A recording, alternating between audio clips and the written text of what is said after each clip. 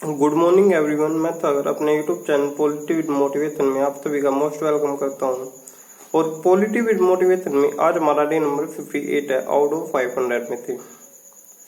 तो आज हम पढ़ेंगे संविधान कब अपनाया गया और कब लागू हुआ। ठीक है, इनकी डेट के बारे में हम थोड़ा डिस्कशन करेंगे। तो संविधान हमारा जो बनकर तैयार हुआ था वो हुआ था 26 नवंबर 1959 में। ठीक है, 26 नवंबर 1949 में। ठीक है, एंड ये लागू हुआ 26 जनवरी 1950 में, 26 जनवरी 1950 में ये हमारा लागू हुआ। ठीक है, तो ये जो डेट पूछी जाती है एग्जाम में, ठीक है, तो ये इम्पोर्टेंट बात है संविधान के कॉन्स्टिट्यूशन के बारे में। ठीक है, जो पॉलिटी में ये दो क्वेश्चन कभी कभी आ जाते हैं, मतलब कि पूछ ही जाते हैं ये ज्यादातर एग्जामों में। आप यूपीएससी कोई भी एग्जाम ले लो, एनीथिंग, ये क्वेश्चन हर एग्जाम में पूछे गए, सीरियस लेवल में पूछे गए ये क्वेश्चन। ठीक है, तो ये तो था हमारा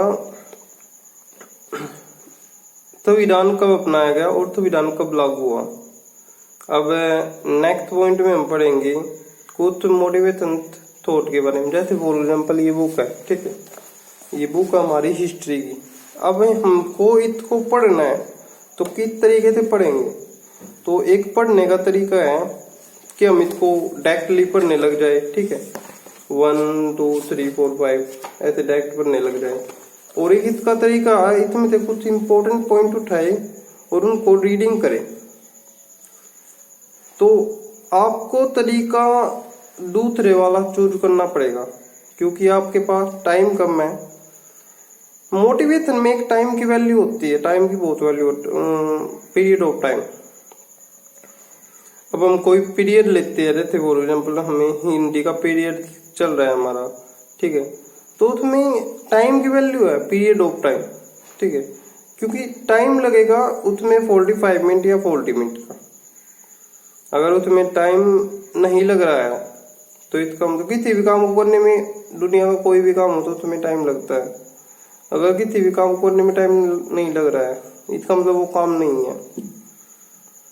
अब मैं बोल रहा हूँ, एक बोलने का काम कर रहा हूँ, ठीक है, एक मोटिवेट कर रहा हूँ टू पीपल्स, बिकॉज मोटिवेशन तो लाइफ में बहुत इम्पोर्टेंट है। एंड ये एक इम्पोर्टेंट रोल प्ले करता है हमारी लाइफ में। जो हमारी होल लाइफ है उसमें बहुत इम्पोर्टेंट रोल करा करता है।